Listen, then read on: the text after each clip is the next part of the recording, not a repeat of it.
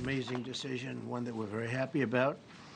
This morning, the Supreme Court has delivered a monumental victory for the Constitution, the separation of powers, and the rule of law in striking down the excessive use of nationwide injunctions to interfere with the normal functioning of the executive branch.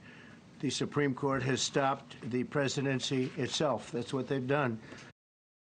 All right, President Trump, they're talking about some major rulings today from the Supreme Court justices. Let's get out to News Nation's Kellie Meyer. She is live for us there in D.C., tracking it all, Kellie. We heard from the president there for about an hour. I was just going to say, Nichole, a marathon press conference, news conference from President Donald Trump there in the press briefing room. That was something that was announced last minute. Just as that ruling came down, he posted on his Truth Social, as he often does, and confirmed he was going to be having a news conference at 11:30. So he came out there around 11:40. So this went for about an hour, as you said. And most of it did focus on that Supreme Court decision. But he did touch on several other topics, which we'll get to. But he did call this a major win. He said this morning the Supreme Court delivered a monumental victory for the Constitution. He said the decision was based on common sense and that it didn't work the other way. He was flanked by Attorney General Pam Bondi, who was with him there. She said Americans are finally getting what they voted for. No longer will we have rogue judges striking down POTUS's policies across the entire nation. No longer, she said. I wanted to play a bit more from what the president had to say just moments ago.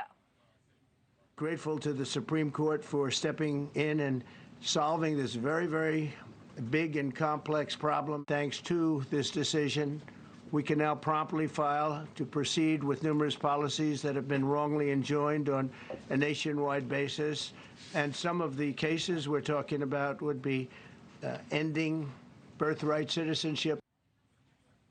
He also touched on the Supreme Court's other decision, siding with religious parents seeking to opt out of LGBTQ lessons in public schools. He said this is really a ruling for parents. Now, he also touched on some questions on Iran. He said he would consider bombing the country again if he needed to. He talked about the success of the mission. He did say that Iran wants to meet next week. And he also says, I don't believe they want to go nuclear anytime soon. He said both Iran and Israel are exhausted.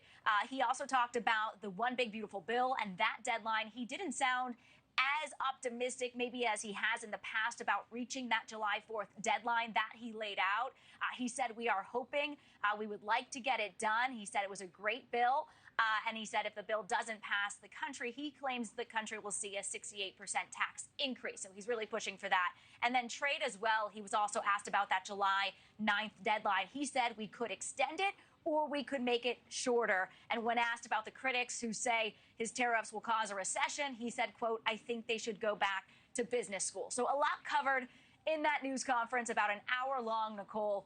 We heard from the president there, a rare press briefing and a rare moment here at the White House. Nichole. Absolutely. All right, Kellie Meyer live for us there in D.C. Thank you. Thank you for watching. Subscribe below and download our News Nation app right now on your phone, and you will get fact-based, unbiased news for all Americans.